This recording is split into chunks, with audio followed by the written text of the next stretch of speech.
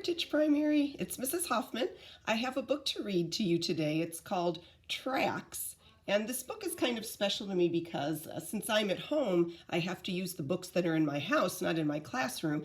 And this book is a book that I used to read to both of my children when they were little. And my son is in college now and my daughter's a junior in high school. So it was kind of fun to get this old book out and look at it again. So I'd like to share it with you today. It's called Tracks.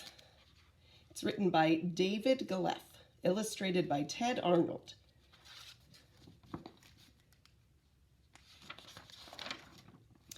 In the town of Granville lived a railroad worker named Albert and his dog Barney.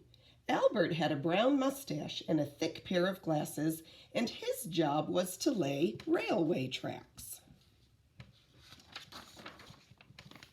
One morning, Albert and his crew were laying track for a new railroad line from Granville to Denton.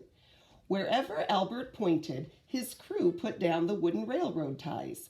Thud, thud, thud. They hammered the steel rails on top. Bing, bing, bing.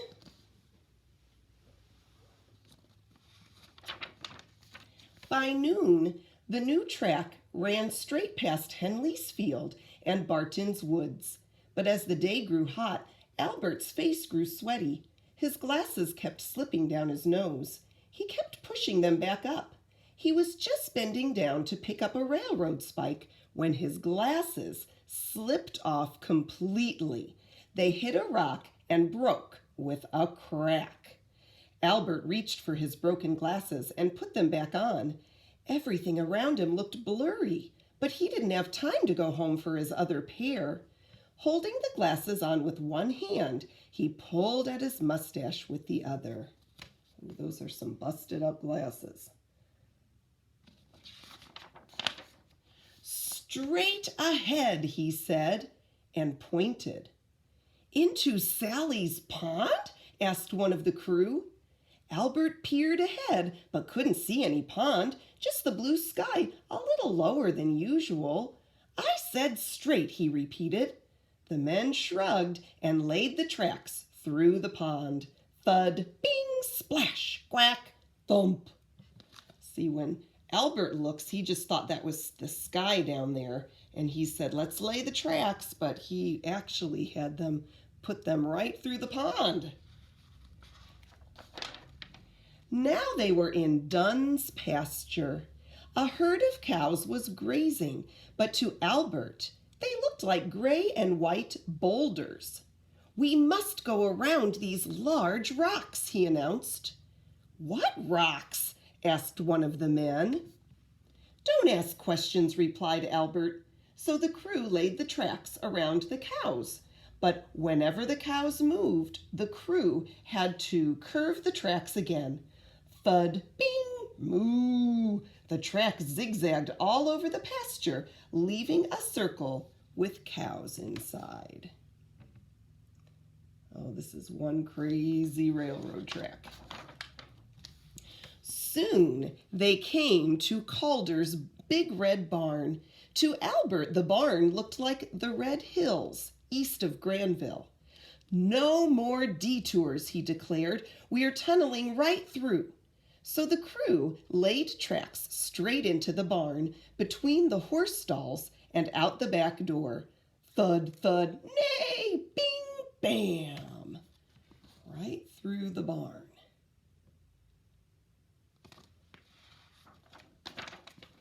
Next came a giant grove of pine trees. Albert pulled at his mustache. He saw a fuzzy green mountain. Oh, we've got to go over this one, he ordered. So his crew went up one sloping set of branches and down another. Thud, bing, cheep, thud, wham. I don't think I've ever seen a train that goes over trees. But he thought it was a mountain, so he said, build the tracks. They arrived in Denton late in the evening. We've done it, he told his crew. Tomorrow the train will run from Granville to Denton.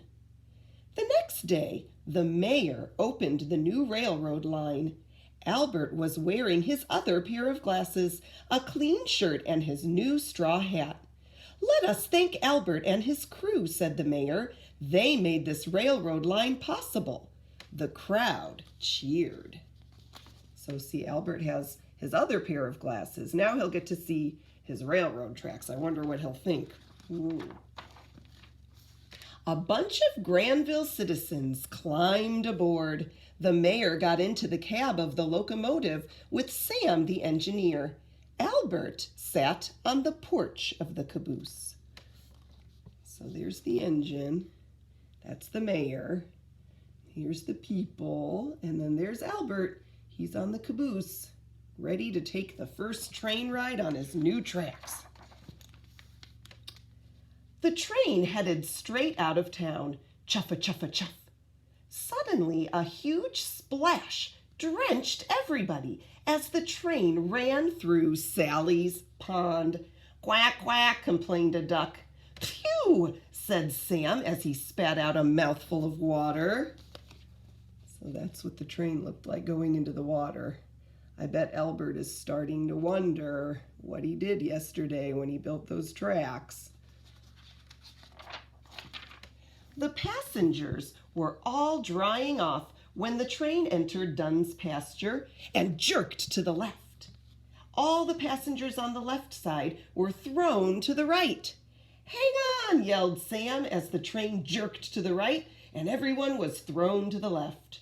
"Moo," said the cows as the train zigzagged, circled, and finally ran straight again.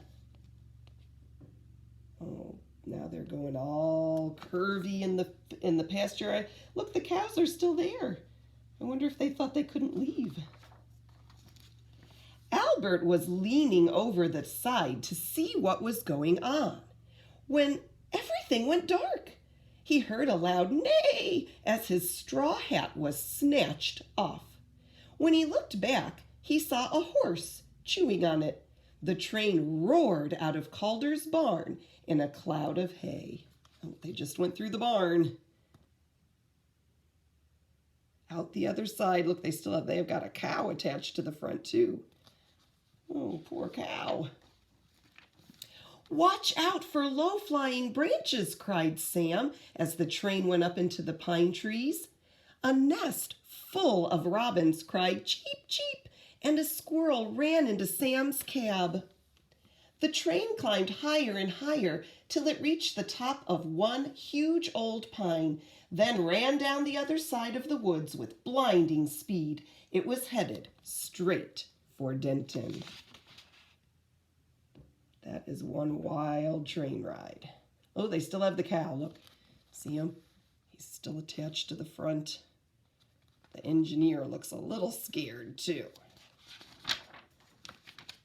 When the train pulled into the station, the passengers were slow to get off. Albert just sat in the caboose, pulling at his mustache. He was very, very worried. The first passenger off the train was an elderly man. He walked slowly past Albert. "Got to catch my breath," he said. Albert bit his lip. The second passenger was a girl with red hair. "That was really wild," she exclaimed. Albert swallowed hard.